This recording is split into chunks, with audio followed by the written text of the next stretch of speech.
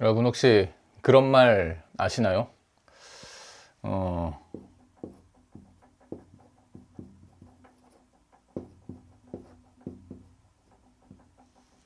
웅장. 보통 이런 말을 많이 하는데요. 가슴이 웅장해진다.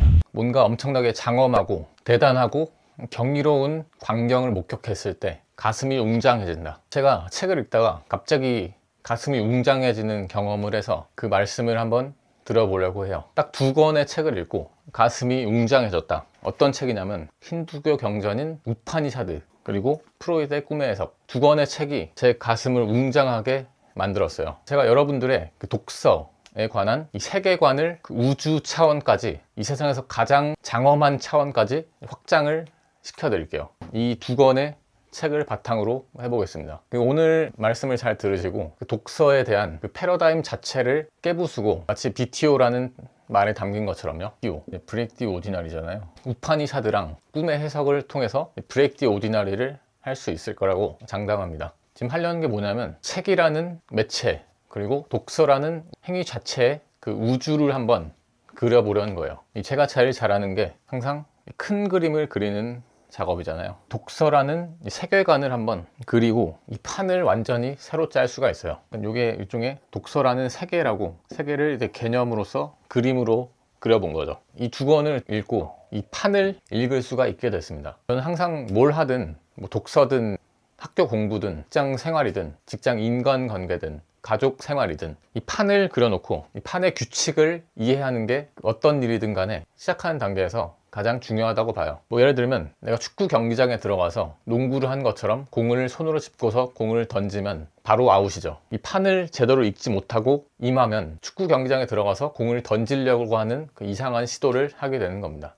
그래서 저는 항상 어떤 일이든 간에 이 판을 그린 다음에 그 판 속에서 규칙을 파악하고 활동을 시작하려는 편인데요. 독서도 똑같이 그 판을 그려볼 수가 있는 거예요. 우리가 주로 읽는 게 자기계발, 그리고 영성, 그쪽 분야의 책들을 많이 읽는데, 내가 한 권 한 권 책을 읽을 때마다 어떤 판 속에 들어가 있는지, 여기가 축구 경기장인지 농구 경기장인지 배드민턴장인지 야구장인지 판을 파악을 하고서 읽자. 그러면 훨씬 더 흡수가 깊고 빠르게 될 거기 때문에 이런 말씀을 드리는 거예요. 일단은 우리가 주로 읽는 책들을 가지고서 여기다 한번 넣어볼게요. 주로 읽는 자기계발서들 있잖아요. 세이노의 가르침, 이 책이 엄청 유명하잖아요. 요거를 하나의 지구라고 생각하셔도 돼요. 동그랗게 그리면 너무 작아서 네모나게 그린 거긴 한데요. 일단 요거를 지구라고 한번 생각을 해요. 가장 표면에 세이노의 가르침과 같은 자기계발서들, 그리고 또는 뭐 비즈니스, 이런 마케팅, 이런 책들이 가장 표면에 존재하고 있어요. 지구의 비유를 하면 가장 겉면, 가장 현상적으로 드러난 부분에 속한 거죠. 뭐 예를 들면 제가 요즘에 읽고는 뭐 마케팅 설계자 또는 뭐 무기가 되는 스토리, 이런 책들이 가장 표면에 자리를 잡고 있어요. 그 밖에 뭐 부의 추월차선, 이렇게 유명한 책들 있잖아요. 그런데 이거보다 한 차원 깊게 들어가면 그 인문 고전이라고 불리는 그런 분야의 책들이 이쪽에 들어가 있습니다. 예를 들면 뭐 사피엔스, 총균세, 우리가 함께 읽었죠. 또는 뭐 그런 것들도 있어요. 뭐 햄릿, 셰익스피어, 코스모스라던가 뭐 로마인 이야기, 또는 뭐 괴테, 파우스트, 이런 인문 고전들이 지구를 한 번 더 까고 들어가면 이런 고전들이 자리를 잡고 있는 거죠. 이쪽에는 니체의 책들도 있을 것 같아요.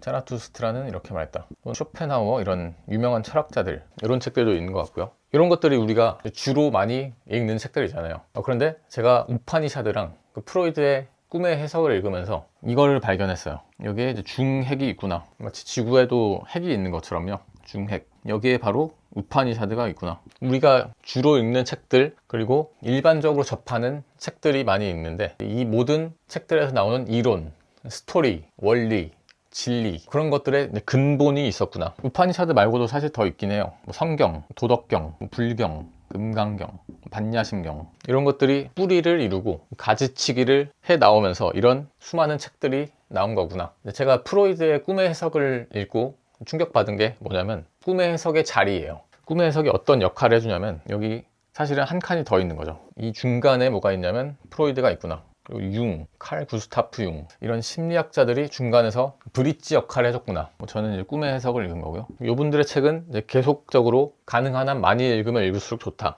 그런 판단이에요. 이게 바로 제가 파악한 판이에요. 독서라는 세상의 어떤 판. 그래서 우리가 직진형 인간을 읽을 때는 여기에 들어가는구나. 루틴의 설계를 읽을 때는 여기에 들어가는구나. 그리고 우리가 다음 기수에서 읽을 시크릿을 읽을 때는 여기에 들어가는구나. 나중에 코스모스를 읽을 때는 이쪽에 있구나. 이런 걸 파악하고 읽으면 훨씬 더 이해가 깊어질 것 같다 라는 차원에서 이 한번 판을 그리면서 설명을 해드리는 거예요. 그래서 제가 초반부에 가슴이 웅장해진다 라는 말씀을 드렸던 게, 이전에는 이 중간에 있던 가교 역할을 하는 프로이드의 이론들을 못했다는 사실을 깨달은 거죠. 이렇게 근본에 있는 어떤 중핵적인 원리들이 이 세상으로 펼쳐 나오는 데 있어서 이 프로이드와 융과 같은 심리학자들이 중간다리 역할을 했구나. 이런 식으로 더 깊게 얘기해 본다면, 프로이드가 없었다면 이런 원리들이 쉽게 펼쳐나갔을 수가 없었겠구나. 물론 이 프로이드가 없더라도 이런 책들이 존재는 하지만 이렇게 대중적으로 일반적으로 널리 알려지기가 힘들었겠구나. 정말 엄청난 작품을 내가 읽은 거구나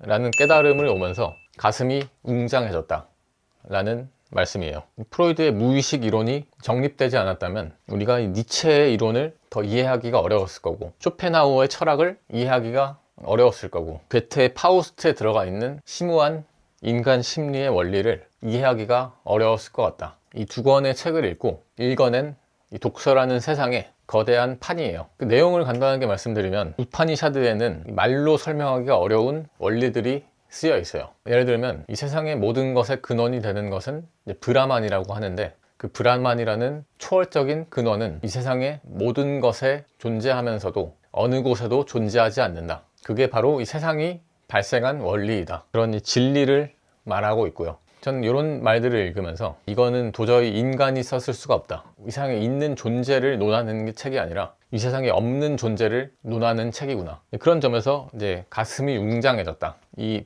프로이드의 꿈의 해석은 이런 중핵적인 진리를 끄집어 올려서 대중들에게 안내를 해준 역할을 하는구나. 그 무의식이라는 개념을 통해서. 프로이드가 이 꿈의 해석을 쓰기 전에는 이 무의식이라는 개념에 대해서 사람들이 그렇게 진지하게 생각하지 않았다고 해요. 무의식이라는 개념은 있었지만 우리의 의식과 충돌하는 상반되는 개념으로 파악하는 경우가 많았고, 또 그렇기 때문에 우리 인간의 지성사회에서 주류적으로 연구가 되는 연구의 대상이 아니었던 거죠. 근데 이분이 꿈의 해석을 통해서 꿈속에서 나타나는 그 무의식적인 원리들에 주목함으로써 우리 인간 지성사회에서 주요한 관심사로 이 무의식이란 영역을 끌어올린 거다. 그런데 이렇게 중핵적인 원리를 담고 있는 우파니샤드나 경전에 해당하는 책들을 잘 보면 그 무의식적인 원리를 첨가하지 않고는 그 가장 깊은 곳에 있는 진리까지 가 닿기가 상당히 어려운 부분이 많아요. 다시 말하면 꿈의 해석이 없었다면 이런 경전들을 우리가 쉽게 해석하기가 어려웠을 것 같다. 프로이드라는 학자가 그런 역할을 해준 거죠. 이분이 이제 괜히 유명한 게 아닌 것 같습니다. 그래서 이런 중핵적인 경전에 들어있는 진리들이 이런 식으로 막 펼쳐져 나가는데, 마치 뿌리에서 나무가 자라서 가지를 여러 개 막 쳐나가는 것처럼요. 근데 그 가교 역할을 한 게 이제 프로이드와 융과 같은 무의식을 탐구한 정신 분석가들의 위협이다 생각을 하면서, 이거는 내가 거의 지구의 비밀을 풀었구나, 그 정도의 느낌까지 받았어요. 그래가지고 우리처럼 독서에 관심이 많은 독서광들 입장에서는 거대한 판을 좀 그려놓고 내가 책을 읽을 때마다 내가 읽는 이 책이 이 판 속에서 어느 역할을 하는 책일까, 그걸 함께 파악을 하면서 읽어나갔으면 좋겠다는 바람으로 오늘의 영상을 한번 찍어봤어요. 이제 저희 BTO 독서 모임에서 지금까지는 어렵다는 핑계를 대면서 이 겉면에 있는 책들을 위주로 선정을 해서 읽어왔었는데요. 앞으로 가능하면 이 중핵 뿌리까지 들어가는 책들도 함께 읽어봤으면 좋겠습니다. 물론 당연히 쉽지가 않아요. 이런 책은 전공자들도 읽기가 힘든 책이고, 우파니샤드 같은 책도 요거는 웬만하면 있다는 존재조차도 알아차리기가 힘든 책이거든요. 특별히 종교에 관심이 있거나 수행자이거나 하지 않으면 거의 접하기가 어려운 책이에요. 그런데 제가 항상 강조드리는 것처럼 중간고사 시험, 기말고사 시험을 잘 보기 위해서는 어려운 문제를 맞춰야 된다. 쉬운 문제는 누구나 다 맞춘다. 쉬운 책들만 읽으면 특별한 경지에 이르기가 어려운 게 아닌가. 시험에서 고득점을 해서 내가 정말로 원하는 위대한 성과를 내려면 어려운 문제를 맞춰줘야 된다. 그 취지에서 한번 진리로 파고드는 그런 독서를 함께 해보면 어떤가 생각을 합니다. 그런데 물론 이 제가 그린 세계관이라는 건 전적으로 저의 개인적인 판단일 수밖에 없어요. 이게 전혀 진리는 아닙니다. 가장 좋은 건 자기만의 이런 판을 그릴 수 있는 능력을 결국에 갖추는 게 가장 최선의 독서 생활이 아닌가 생각하기도 해요. 함께 책을 읽어 나가면서 여러분만의 세계관을 만드는 거죠. 저는 이렇게 큰 그림을 그릴 수 있는 능력이 인간에게 가장 필요하고 인간에게 가장 위대한 능력이라고 봐요. 이런 큰 그림을 그릴 줄 모르면 농구장에 가서 축구 경기를 하게 되는, 바로 아웃당할 수밖에 없는 그런 처참한 결과에 부딪히는 경우가 많습니다. 축구 경기에 가면 공을 발로 차야 되는 거죠. 농구장에 가면 공을 던져야 되는 거고, 그런 규칙에 따라서 알맞은 행동을 하기 위해서는 이런 판을 그릴 수 있어야 된다. 한번 여러분들도 오늘 영상을 바탕으로 자기만의 세계관을 한번 그려보시기 바래요. 이런 세계관 그리는 거는 독서뿐만 아니라 직장 생활, 그리고 블로그에서 SNS 활동을 하는 영역에서도 똑같이 적용이 돼요. 유튜버로서 어떻게 해야지 잘 해나갈 수 있는가? 직장에서 옆에 동료랑 잘 지내려면 어떻게 해야 될까? 전부 다 이런 그림을 그려놓고 세계관 속에서 규칙에 따라서 활동을 할 수가 있어야 돼요. 그래서 그런 거대한 차원에서의 세상을 살아가는 원리에 대해서도 생각을 해보는 계기가 되기를 바랍니다.